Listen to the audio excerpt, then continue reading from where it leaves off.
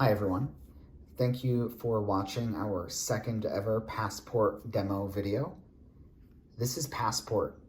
It's a Bitcoin hardware wallet, ultra secure, open source, completely air gapped with a camera and micro SD slot. It is assembled in the USA, and it has some other really cool features that we'll go into, including being powered by 2 AAA batteries and a nice snap-on magnetic cover. In this video, we're going to walk through how to send a transaction on Passport using BlueWallet, which is a really great and popular mobile Bitcoin wallet available for iOS and Android. And I'm actually running a Google Pixel 3a XL running Calyx OS, which is forked off of the Android open source project. So here's my BlueWallet. I have about $12 worth of Bitcoin on here. In our previous demo video, we walked through actually setting this up and pairing Passport with BlueWallet using only QR codes.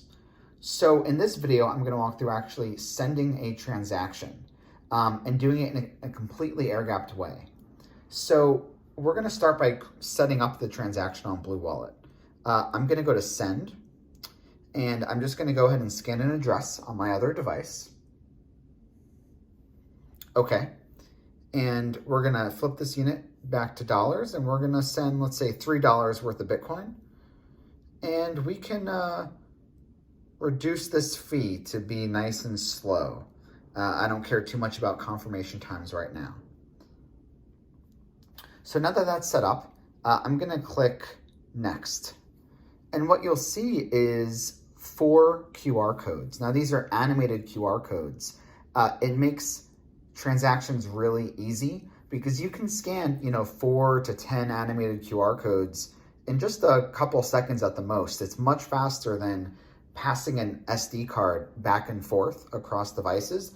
Though of course, if you have a huge PSBT, partially signed Bitcoin transaction, you can use a micro SD card.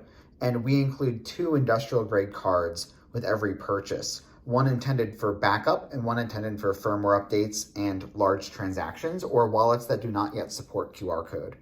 So I'm going to go ahead and power Passport on.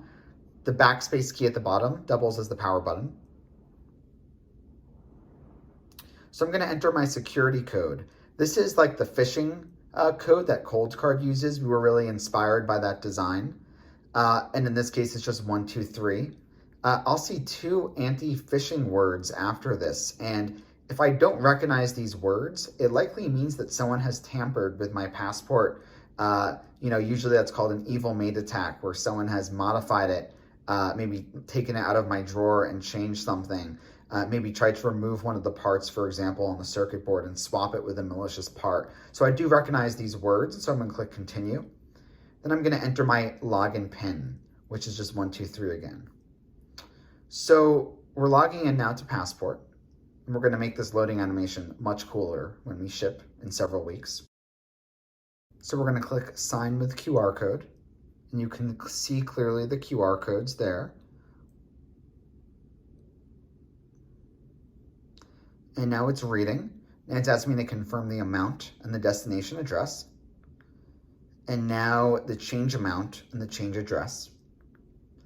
And finally, the network fee.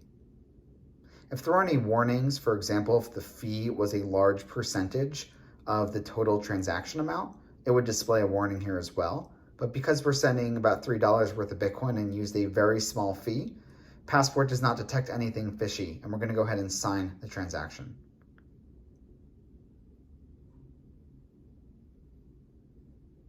So now Passport is displaying 3 QR codes pretty rapidly. And we're going to see if BlueWallet can scan this. We do have the ability to actually resize in case you're using a computer that can't scan such small QR codes. But I think BlueWallet here will do fine. Well, that was pretty fast.